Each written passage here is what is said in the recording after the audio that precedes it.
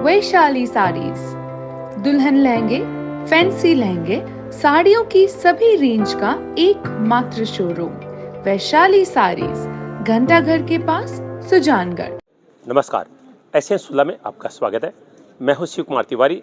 व्यक्ति की पहचान उसके टैलेंट से होती है। हर व्यक्ति में भगवान कोई ना कोई टैलेंट डालता है, लेकिन व्यक्ति उसको पब्लिक के सामने उजागर करे, उसको लोग सैल्यूट करते हैं। मैं छापर कृष्ण अभयारण्य में पक्षी महोत्सव में आया, तो वहाँ पर एक ऐसी शख्सियत से मुलाकात हुई जो केवल पक्षियों को देखता नहीं है, लोगों को दिखाता नहीं है, पक्षियों की बोली बोलकर बच्चों को उनके बारे में रोचक तरह से जानकारी देता है। और हूबहू बिल्कुल आवाज़ मिमिक्री पक्षियों की मैंने इतनी सुंदर कहीं नहीं सुनी। देवेंद्र मिस्त्री जी हमारे साथ हैं, जो कि उदयपुर से हैं और बहुत बड़े पर्यावरण प्रेमी भी हैं।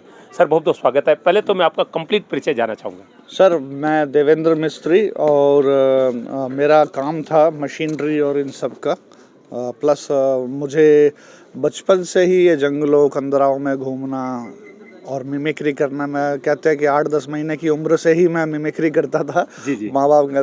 तो मुझे इस तरह का शौक़ था और ये घूमना मेरा पहाड़ी कंदराओं में, या ये जो आदत बन गई, इससे मुझे जो ज्ञान जो भी मुझे कुदरत ने दिया वो आज इस तरह से उपयोग में आ रहा है संसार के लिए। तो मुझे बड़ा गौरवान्वित महसूस हो रहा हूँ और उसके लिए यहाँ आने का मौका मिला।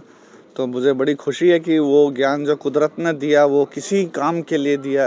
ये आशा के साथ मैं आपका धन्यवाद करता हूँ। तो कुदरत का वो ज्ञान थोड़ा हमें सुना दीजिए, बहुत रोमांचक अनुभव होता है आपके साथ। तो जैसे मैं एक ईगल की आवाज़ सुनाता हूँ, कुछ शिकरा की सुनाता हूँ। जैसे जी,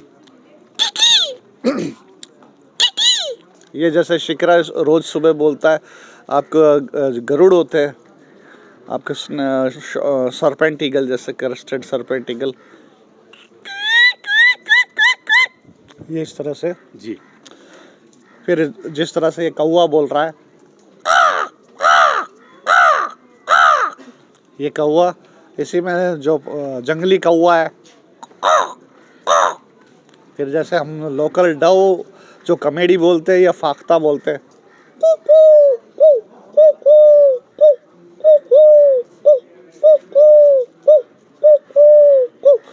इसी में हंसने वाली फाख्ता जो है लाफिंग डव, इस तरह से इसकी आवाज़ है। फिर जैसे आप कोयल को ले लीजिए,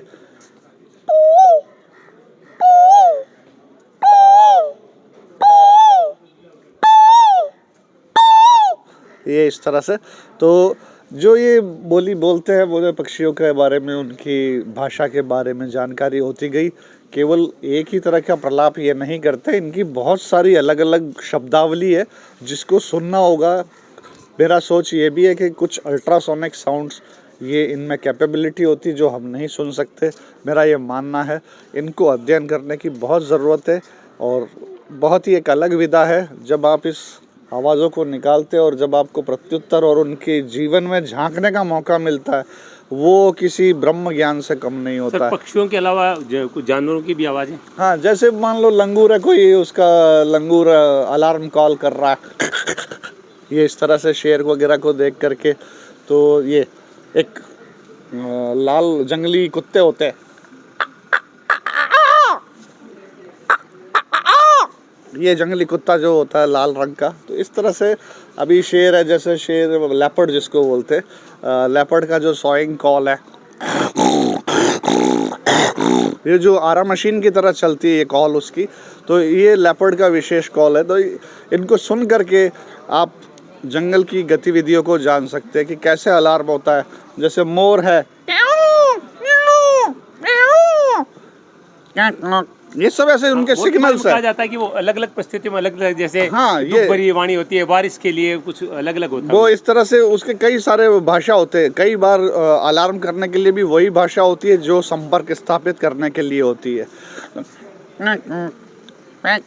मोरनियाँ बोलती है, ये अलार्म कॉल भी हो गई। और कोई डिस्ट्रेस कॉल या अचानक कोई खतरा देख लिया या वहाँ से भाग रहे, तो इस तरह से अलग अलग प्रयोजन के लिए इनकी आवाज़ें होती है। तो जैसे ये जंगली मुर्गे होते हैं, अब ये जंगली मुर्गे ये इनका जंगल में अभी इस आवाज़ से क्या करते हैं, जैसे दो जोड़े जंगली मुर्गे के, दो झुंड है तो एक इस तरफ है, एक इस तरफ है, दूसरा भी जवाब दे रहा है। प्रयोजन ये है कि इधर क्या सब कुछ सही है, दूसरा जवाब देता है सही है, तीसरा जवाब देता है, फिर वो पानी पीने आते हैं या अपनी दूसरी तरफ जाते। ये इनका संप्रेषण, ये आपको समझना होगा, ये केवल ऐसा ही नहीं बोल रहे।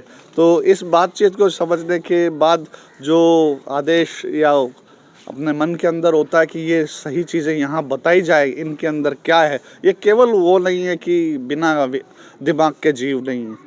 तो इनकी क्या दुख है, क्या किस तरह की गतिविधियाँ है और हम कैसे दखल दे रहे हैं या बचा कैसे सकते हैं, वो अन्वेषण के लिए मैं काम करने की कोशिश करता हूँ। सर, मैं ट्रेन की आवाज़ भी सुनाई थी आपने। हाँ, मैंने ट्रेन की सुनाई थी, तो मैं उसका सुनाता हूँ थोड़ा सा।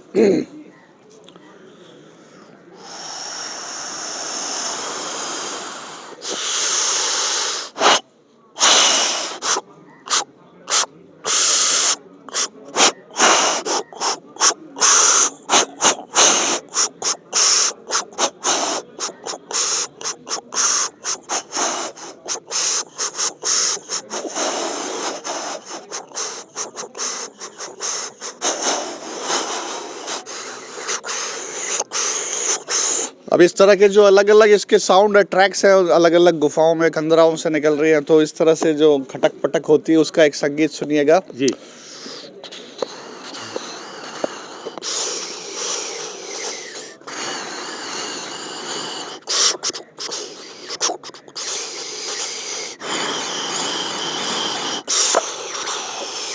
इस तरह से ये बड़े बड़े ऊंचे ब्रिज से जाती है, तो ये इस तरह की चेंज ऑफ साउंड होता है। जी।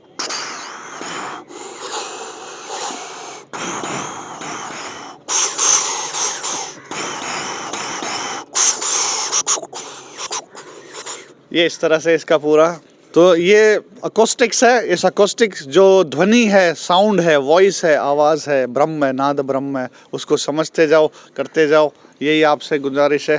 और इन आवाज़ों को समझे पक्षियों की, इनका पूरा एक वृहद ज्ञान होता है।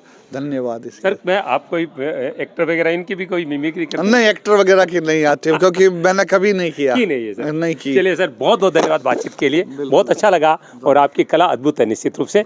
ये थे देवेंद्र मिस्त्री जी, जो उदयपुर से हैं और पक्षी विशेषज्ञ हैं, पक्षियों का बहुत ज्ञान रखते हैं।